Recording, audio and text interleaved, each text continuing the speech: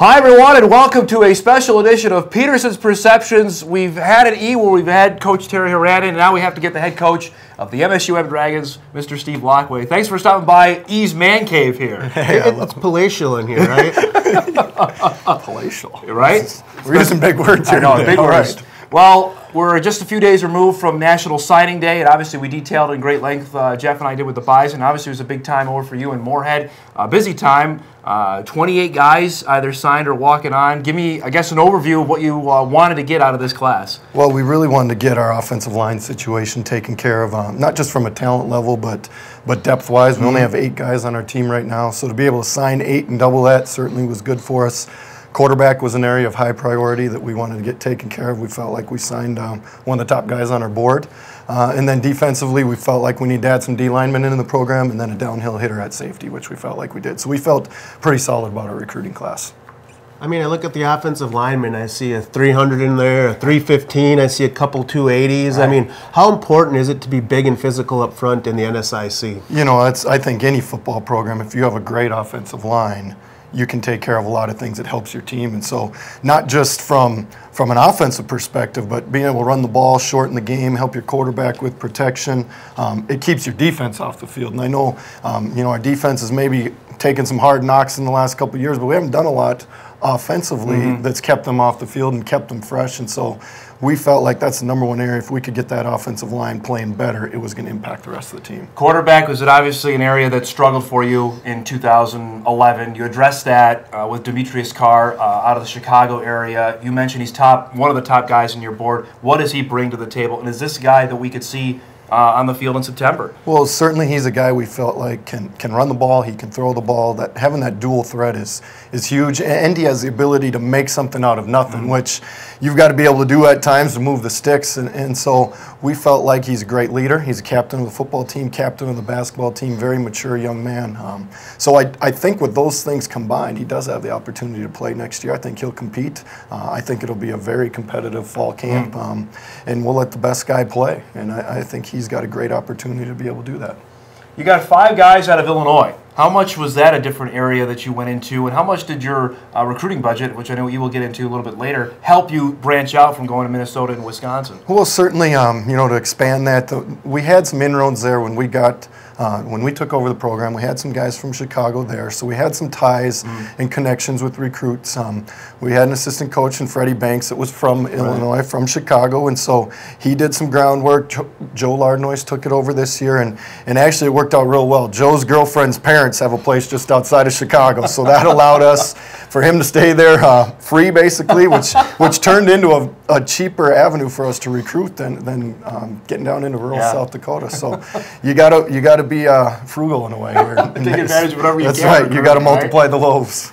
We talked about it as well. It's something we visited on the radio with Coach Laqua about, was just the guys up front. You look at the teams in the Northern Sun. I know Coach will expound on this in a second, but you look at the Duluths, the St. Cloud States, the Bemidji States. They are all huge up front.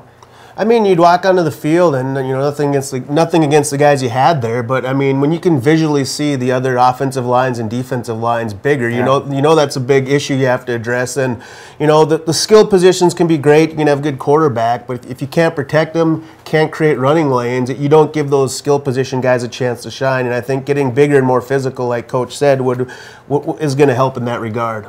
How much did you see that, I guess, as a mismatch before the season began, or was that something you saw develop as the season went along, that we were going to need to get bigger if we want to compete? Well, we knew that was something that we needed to do, but it's also something we knew we need to set up an offensive scheme that doesn't rely on all road graders up front, but athletic guys. And so we set that system up, and now as we bring bigger guys into the mix, into the fold of that, it'll certainly play into our brand of football a little bit more. You went 1-10. I don't need to remind you of your record from last season as we look at some video from last year. But as the season went along, what stood out to you? What bright spots did you see to build on with this, especially with this recruiting class that you had from last year, that you really wanted to expound upon for 2013? I think as the biggest piece would be if we played ourselves, our team that played the week 11 played ourselves week 1. We would have beat each other. We would have beat ourselves hands down. And so we made a lot of progress in 11 weeks, which is exciting. from a further standpoint than that, we were very young in our defensive backfield. Felt like that group really grew. We had 9 guys on offense that were freshmen that started during the season, and so we felt like they learned what it took to compete at that level by the end of the year. We played a couple good teams those last 2 weeks and competed very well in them. Both games were in the fourth quarter within 1 score, and so those are things we're building on. We just need to continue from where we were to build on that. Yeah, I mean 2-9, Dom. Give them a little credit. They were not 1-10 last year, but you look at the way this program's developing. A lot of young guys last year, and by the looks of it, maybe a lot of young guys this year too. Is I don't know, maybe double digits could see playing time. A handful of those guys can start. How concerned are you with just the youth of this team? You're going to have a lot of true freshmen, redshirt freshmen, true sophomores, a lot of first and second year players in college football. How is that a challenge in a league like this? Well, certainly, having youth is a challenge. We felt that last year, and we'll be the same boat again this year, only 4 seniors. But that's the avenue we chose to build this program. From the bottom up, high school guys, establish a culture of winning, doing the right things. Is that painful sometimes on the front end? Certainly. You know what? It was last year. But when you're doing things the right way and you're doing the things that winners do, if you're persistent enough along the path, you're going to end up winning. And so we're totally okay with that. When you look at the attitude of this group, and obviously you're the head of that, you're in charge of, I guess, keeping the vibes positive. How difficult was that as the season got along? We talked on my radio show several times about that, and especially now in the off season as you're rebuilding and renewing for a new season. How difficult of a challenge is that for yourself to maintain a positive vibe with the group? It's been great because our guys are great with it. They're positive. They don't get caught up on the wins and losses. They get caught up on the preparation. How do we need to prepare to win? What are the tangible steps we need to make in practice and in a game that will lead us to win? And so that's where all our focus is on. And ultimately, if you want to succeed and win games, but consistently win games at a high level, your focus has got to be on the process. When you get too caught up in just the end of the win or the lost or just that finished result, you lose a consistency to achieve at a high level. And so our guys are motivated from the inside out. All of our recruits and their families were extremely surprised by how positive and bought in this group is. And so when you have a group like that, you can do a lot of things moving forward. I think, Ian, you touched on it last week in the paper about, I think the biggest challenge, and it might not be any team on the field, is just the scholarship limitation that MSUM runs into each year. Yeah, this past year they offered 11.5. Next year it's going to grow to around 17 and possibly 20, or they're on track to get to 20 by 2014. And that puts you in the mix with a lot of these teams. The research I did, there's 5 teams at the max 27. That's going to go to 28 next year as the league maximum. But there's a lot of teams in that 20, 21, 22, 23. You feel if you can get to that 20 range by 2014, you're going to be, at least where you can be competitive as far as funding, and that's going to lead to victories on the field. Oh, certainly. That, growing those scholarships puts you at a competitively level playing field, which is important in all aspects. And so by the time we get to that point, these young guys will have grown into that. And so we've really attacked and said we want to recruit with fully funded classes and keep building it that way. And so those are the things we've done. And when the time hits, there'll be an explosion, and all of a sudden we'll go, whoa, where did all this come from? Well, it's a lot of hard work that's gone in beneath the surface, beneath the vision, and all of a sudden we can see results. As you explained it to me, you've basically recruited 2 fully funded classes, in the regard that you're not, if you have 28 scholarships, you're not going to put them all in the one class. But you said you've offered around 6 the past 2 classes. If you can keep that going for 5 years, at the end of that 5-year period, you're fully funded. So,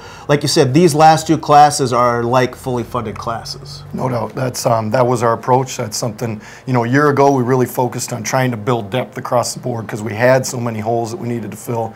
This year we're more specific as far as targeting certain areas and targeting smaller amount of players in those positions. We'll do the same thing next year and the year after, and so as we do that, the gaps that we have will all be filled in, and we'll have a very solid looking football team. How much did the scholarship dollars, Coach, add for this recruiting class that you got a bump in that last August? Can that be directly reflected what we're seeing, what you signed here in 2013? Certainly, that's been a huge aspect for us to be able to compete. We feel that we are competitively at the same level recruiting this last year and the year before. And so when you can do that, we're starting to win the battles. We're starting to get into more battles against higher end teams, which is something we didn't see a year ago. So it's a small, tangible piece that we look at and go, you know what, we're in the mix now with some of the big dogs of the conference of getting the right kind of kids. And so we need to put some work in on the field where you show tangible signs of progress with wins, which will get us into another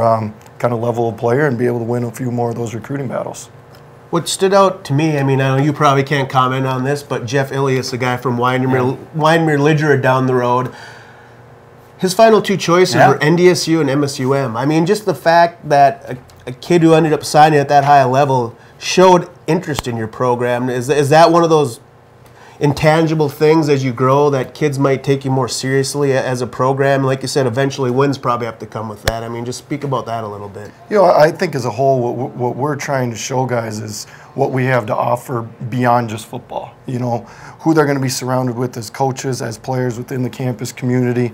How can we add value to them to grow beyond just being a football player and having a good time in those 4 or 5 years? But how are they going to take the lessons that football can provide and use them out into life? And so there's a certain niche of guys that really respond to that. They want that. They see the big picture, and they see if sports are there for character development and you have coaches that are committed to support that, encourage that, and model that, they can get a real great benefit for life after football. And ultimately, that's what our guys are doing. They're not going to the NFL. They're all going to the game of life. You do have an NFL alum, though, now. We head do. Coach of the Chicago Bears. Yes. Is that something can you brag about, or at least tell future recruits that, hey, we got a guy who used to play here that's now the head coach in the NFL? Certainly, it's a kind of a conversation opener. Or, you know, I think someone referred to it as a pickup line in Chicago when you're recruiting. Of, you know, that the head coach there is one of our alum, and so it gives us a little bit more credibility, puts us on the map with some of those guys from those schools that don't really know where Moorhead is. And so anytime you can do that, you can start to bridge the gap. We solved the mystery, the Mark Trestman effect. That's why Illinois recruiting has been so huge. There it is. Mark Trestman.